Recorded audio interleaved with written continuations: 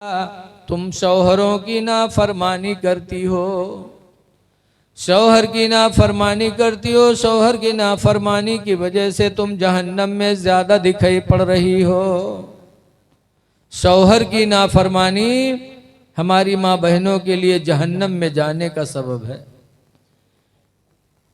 लिहाजा खुश नसीब है औरत जो अपने शौहर की फरमा बरदारी करे। नाशुक्री होती, तकफुरन लसीरा, तुम शौहरों की नाशुक्री करती हो। जिंदगी भर बात ना करो, औरतों से गुजारिश है चुपचाप रहें। अल्लाह जाने जहां बैठे थे फुसफुस पता नहीं क्या कहा करता है। ये हमारी माँ बहनों की फितरत में दाखिल है, जहां रही हैं वहां चुप न रही। ये पता नहीं अपन सुनावे आई हैं कि सुने आई हैं। तो वैसे जैसे तीन आदमी झगड़ा करत रहा, एक मुसाफिर पहुंचा तो कहे काहे झगड़ा कर तो भैया, तो तीनों कहीं हमारे लोगन झगड़ा इस मामले में यहाँ है कि हम तीनों आदमी का दावा है कि सबसे बड़े झूठे हम कहते हम ज़्यादा झूठ बोल ली थे, कहते यूँ ज़्यादा झूठ बोले, तो कहते नहीं हम ज़्यादा झूठ बोल ली थे। झगड़ा इसी बात का कि सबसे बड़ा झूठा है कौन। तो मुसाफिर ने कहा भाई तुम लोग अपना झूठ बयान करो तो हम बता देंगे सबसे बड़ा झूठा कौन है। तो एक झूठा बयान की इसकी, आज मैंने देखा कि एक चील हाथी को अपने पंजे में दबाए उड़ती जा रही थी। तो कही कोई बड़ा झूठ नहीं है, हो सकता है तुम्हारी आंख गड़बड़ रही हो जिसकी वजह से चील मुर्गी का बच्चा दबाया जा रहा हो, तुमको देखने में हाथी लगा हो। जैसे बहुत से ऐसा तानी होते ना, तो एक का दुई देखा था, ऐसा कोई बड़ा झूठ नहीं। दूसरे पूछा तुम बताओ, कहा आज मैं पहले आसमान पे गया, दूसरे पे गया, तीसरे पे गया, 4 आसमान टहल के आया। तो उसने कहा भी कोई झूठ नहीं है, हो सकता है तुमने ख्वाब देखा हो उसी को सच समझ लिया हो, ये कोई बड़ा झूठ नहीं। तीसरे से पूछा तुम बताओ तुम्हारा झूठ क्या है। तो तीसरे ने कहा आज मैंने देखा कि 8-10 औरतें एक जगह बैठी थीं और सब चुपचाप थी, कुछ भी नहीं बोलती थी। तो कहीं सबसे बड़ा झूठा तुम ही हो। ऐसा कहाँ हो सकता, ऐसा हो ही नहीं सकता कि औरतें एक जगह बैठे चुपचाप रहें। जरा खामोश रहो। सरकार फरमाते हैं और तो सदका किया करो, इसलिए कि तुम्हारी तादाद जहन्नम में मैंने ज्यादा देखा है। पूछा क्यों, तो सरकार ने फरमाया पहली वजह तो यह है तकफुरुनल अशीरा, तुम शौहरों की नाशुक्री करती हो। जिंदगी भर इनकी बात मानो, यक्कम चूक गयो फौरन कहें तुम जिंदगी भर जलायो। ये नाशुक्री इनको जहन्नम में लेके जाएगी। और दूसरे नंबर पर फरमाया व तकस्सुरुनल लाना, और दूसरी वजह है कि तुम लोग बद्दुआएं ज्यादा करती हो जिसकी बुनियाद पे जहन्नम में जाओगी। पता चला कि सबसे अच्छी औरत वो है जो अपने शौहर की फरमा बरदारी करे। तो है मेरे दीनी भाइयों, आज हम इस जलसे में आए हैं। मैंने बताया कि अल्लाह ने इसीलिए पैदा किया कि हमारा तुम्हारा इम्तिहान ले ले कि हम में तुम में अच्छा कौन है। एहसान की बात आ गई, गरीब नवाज का एहसान है, मोहसिन का एहसान मानो। ऐसे एक बात और सुनो, हजरत उमर रदी अल्लाह ताला अन्हु कहा करते थे कि औरतों का एहसान मर्दों पर है, और एक नहीं 5 एहसानात हजरत उमर ने गिनाए थे कि एक औरत का मर्द के ऊपर 5 एहसान है। कब एक साहब गए थे, उनकी बीवी से बनती नहीं थी, तो हजरत उमर के यहाँ शिकायत करने गए थे, अमीरुल मोमिनीन थे। जब गए शिकायत करने, दरवाजे पर पहुंचे तो कुछ आवाज़ सुनी, तो कान लगा के सुनने लगे। तो क्या सुनते हैं कि हजरत उमर के घर में मियाँ बीवी में तू मैं हो रही। हजरत उमर कम बोलते हैं, उनकी बीवी खूब बोलती जाती है। तो वो आदमी जो शिकायत करे अगर हमने बीवी के रू जब सुनी तो कहे अल्लाह तेरा शुक्र है हमारे घर में तो फिर आफियत है, अमीरुल मोमिनीन के घर में तो बड़ी आफत है। वो चला है, शिकायत नहीं किया। जब चला तो हजरत उमर उसके निशान कदम को देख रहे थे, जैसे चला वैसे हजरत उमर ने फरमाया मन जाला बाबी सुम्मा यरजिउ, कौन है जो मेरे दरवाजे पर आए फिर वापस जा रहा है? वो रुक गया। हजरत उमर ने दरवाजा खोला, पूछा कैसे आना हुआ? कहा अमीरुल मोमिनीन अपनी बीवी की शिकायत लेके आया था, लेकिन आपके यहाँ देखा कि हमारे घर से ज्यादा मामला आप ही के यहाँ है, इसलिए मैंने सब्र किया और मैं वापस जा रहा था। तो हजरत उमर ने फरमाया, सुनो, औरत के 5 एहसानात है मर्दों पर। पहला एहसान कि 9 महीना तक पेट में औलाद को महफूज रखती है। दूसरा एहसान 2 साल तक सीने का दूध मुफ्त में पिलाती है। तीसरा एहसान औरत की वजह से हमारी निगाहें गुनाहों से बचती हैं। चौथा एहसान इनकी वजह से हमारा घर मिसले जन्नत बना रहता है। पांचवा एहसान ये हमारे औलाद की परवरिश करती हैं। तो जब इतना एहसान इनका हमारे ऊपर है तो इनकी बातों के सुनने में हमारा क्या बिगड़ जाता? लिहाजा है लोगों, ये ना सोचो कि हमारा एहसान औरत पर हम कमा के खिलाते हैं। एहसान औरतों का है कि वो हम पर एहसान करती है। रसूलुल्लाह ने भी एहसान माना है। चूंकि मोहसिन की बात आ गई इसलिए मैंने इसको भी जिक्र कर दिया। सरकार ने भी एहसान माना अपनी बीवी खदीजा का। सरकार की 11 बीवियां थी, सिर्फ औलाद एक बीवी से पैदा हुई। क्या नाम था उनका? हजरत खदीजा।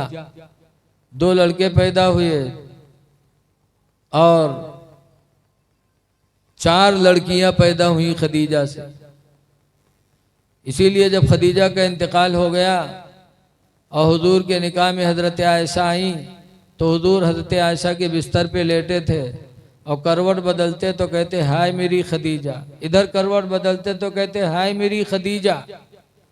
तो हजरत आयशा को तकलीफ हुई, कहा अल्लाह के रसूल, मैं आपके बिस्तर पे हूँ, जवान हूँ, अब आप बुढ़िया को याद करते रहते हो। जब देखो तो कहते हो हाय मेरी खदीजा, हाय मेरी खदीजा, आप बुढ़िया को याद करते हो।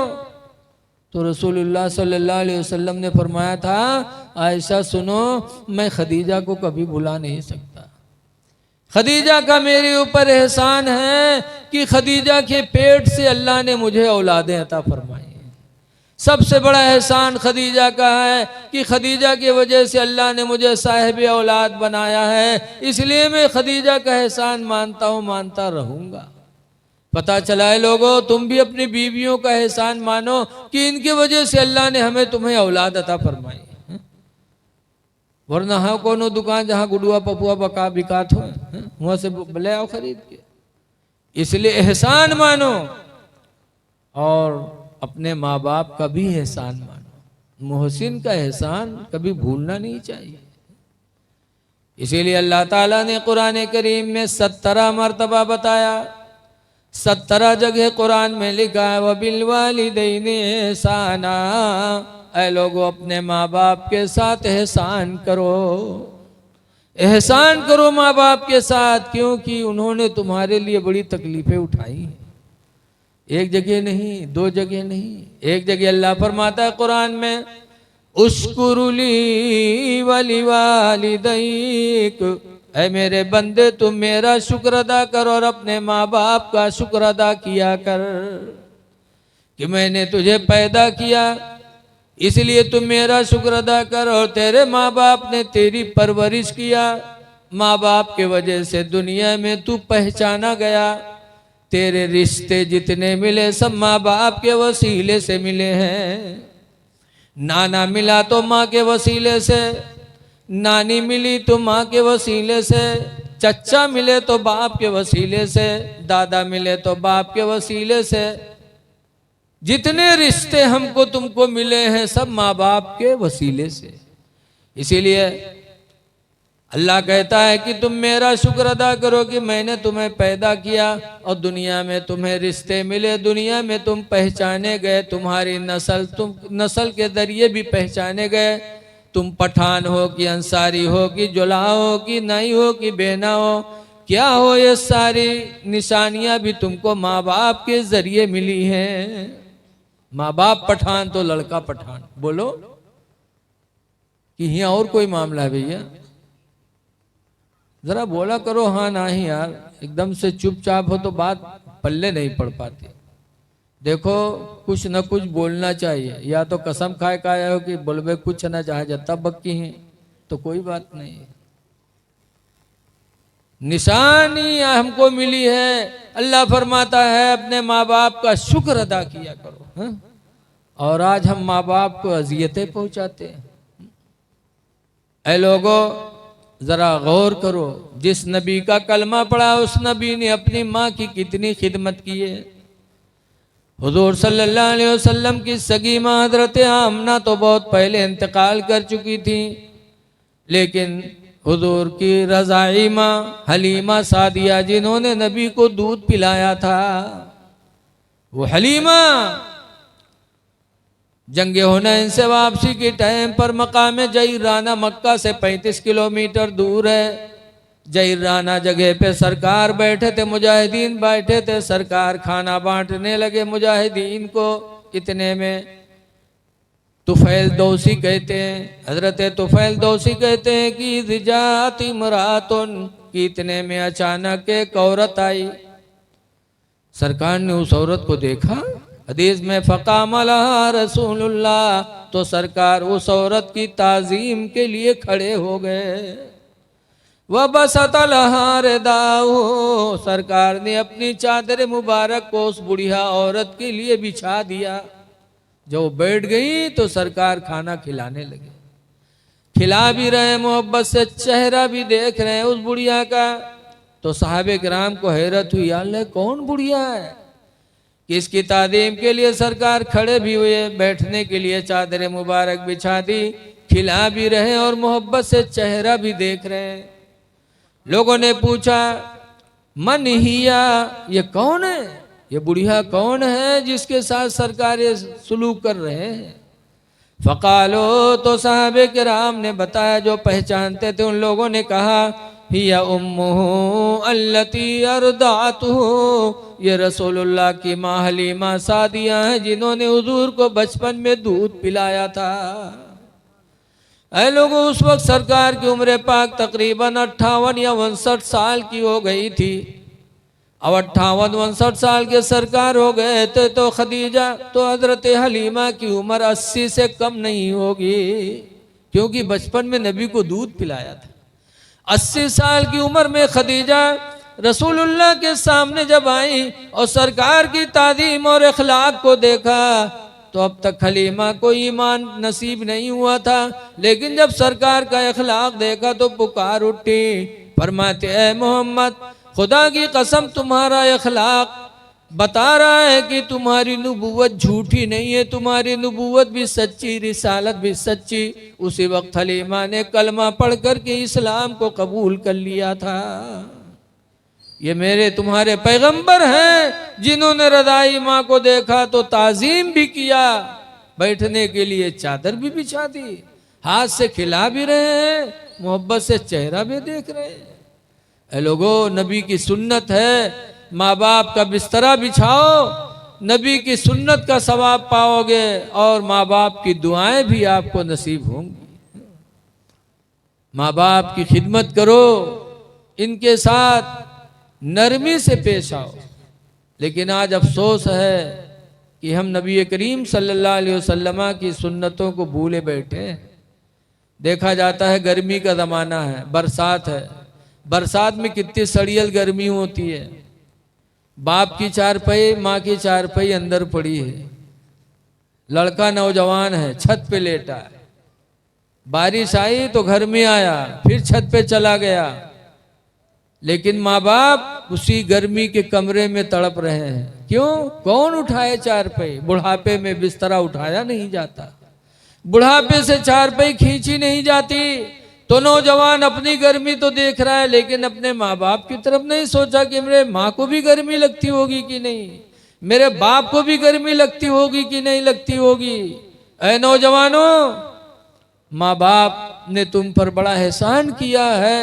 आज अल्लाह ने तुम्हारे सर पर माँ बाप का साया रखा है, तो इनकी खिदमत करो, इनकी ताज़ीम करो। बाप बाप होता है, हदीस पाक में है भी है, कुरान करीम में भी है।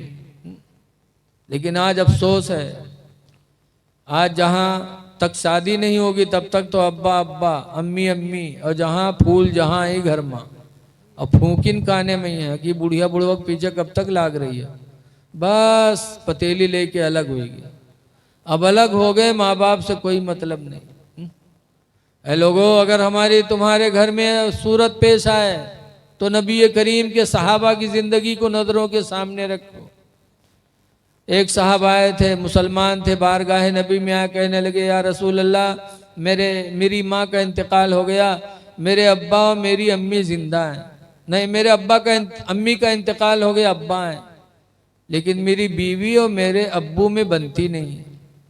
रातों दिन झगड़ा। बीवी कहती है कि बाप से अलग हो जाओ, अब्बा कहते हैं कि बीवी को तलाक दे दो। या रसूल अल्लाह, मैं किसका कहा मानूं? अब्बा की तरफ जाऊं कि बीवी की तरफ जाऊं, मैं क्या करूं? तो सरकार ने जवाब दिया था, इन्ना बन अबवाबुल जन्ना। ऐ सहाबी सुन ले, बेशक बाप जन्नत का दरवाजा है। फ़इन शीता खुज़हा, तो अगर तू जन्नत को लेना चाहता है तो ले ले, बाप का कहा मान जा, बीवी को तलाक दे दे। फिर आगे फरमाया वइन शीता दैया, और अगर जन्नत को खोना चाहता है तो बीवी का कहा मान जा, बाप का साथ छोड़ दे। साहबे थे, जब उन्होंने सुना तो कहा वल्लाहि ला अतरुकुल जन्नह, अल्लाह के रसूल कसम खुदा की मैं जन्नत को नहीं छोड़ पाऊंगा। ये कह के घर गए और जाते जाते बीवी को तलाक़ें दे दी। बीवी रोने लगे, मेरे प्यारे सरताज, कौन सी गलती हो गई कि आते आते तुमने तलाक दे दिया? तो उस सहाबी मुसलमान ने जवाब दिया था, मेरी बीवी सुन ले, मैंने तुझे छोड़ा है तो तेरे बदले में दूसरी बीवी मुझे मिलेगी, उसे छोड़ूंगा तो तीसरी बीवी मिलेगी, बीवी के बदले में बीवी तो मैं पा जाऊंगा, लेकिन अगर बाप को छोड़ दूंगा तो खुदा की कसम कयामत तक बाप के बदले में दूसरा बाप नहीं पाऊंगा। इसलिए तुम्हें तो छोड़ सकता, लेकिन बाप का दामन नहीं छोड़ सकता। ऐ लोगों, माँ बाप के साथ एहसान करो, इसलिए कि माँ बाप के बारे में अल्लाह ने 17 जगह बताया है। लेकिन आज हम सब माँ बाप का छोड़े बैठे हैं, पीर साहब का याद करे बैठे हैं। पीर साहब का खुश कह लो, बजानो जन्नत मिल गई। पीर के बारे में कुरान में एको जगह नहीं लिखा है, एक जगह भी नहीं लिखा है कि पीर साहब की खिदमत करो। अब अब्बा अम्मा के बारे में 17 जगह लिखा है। हम 17 को छोड़कर जिसके बारे में लिखा नहीं उसके पीछे पड़े। और पीर भी ऐसे ऐसे आजकल अल्लाह रहम करे कि कहा थे बस जौन कुछ है पीरे साहब। एक पीर साहब हमका रतलाम वाले है तकरीर कह रहे, रतलाम कितनी दूर है रतलाम। अब हुआ गए तो जब चलें तकरीर करे तो हमसे कहा थे, मौलाना साहब आज आपको यही बोलना है कि जो कुछ है वो पीर साहब है, जो कुछ है पीर हैं। तो फिर हम तकरीर में हमको चिढ़ हो गई, हालांकि हमको दूसरा सोच के गए थे। तो हमने कहा जो कुछ है तुम्हारे लिए अल्लाह रसूल के बाद माँ बाप है, जो कुछ है तुम्हारे लिए माँ बाप है। माँ बाप को राजी करो, खुदा राजी हो जाएगा। हदीस पाक में हुजूर फरमाते, रज़ाउर रब्बि फी रज़ाइल वालिदैन, तुम्हारे रब की खुशी तुम्हारे माँ बाप की खुशी में है। माँ बाप खुश तो खुदा खुश। जब हम तकरीर के चलें तो नजराना छोड़ दो, किराओ नहीं दीन पीर साहब, इतना गुस्सा आएगा। पीर साहब जो कुछ आजकल पीर आते हैं हमारे तुम्हारे लिए नहीं, सब नहीं इल्ला माशाअल्लाह, अब भी अल्लाह वाले हैं। बिलगिराम शरीफ के पीर साहब को देख लो, मसौली शरीफ के पीर साहब को देख लो, मारहरा देखो के चौचा देखो, बरेली देखो, अब भी माशाअल्लाह हक परस्त हैं, लेकिन अक्सर दज्जाल टहरत है।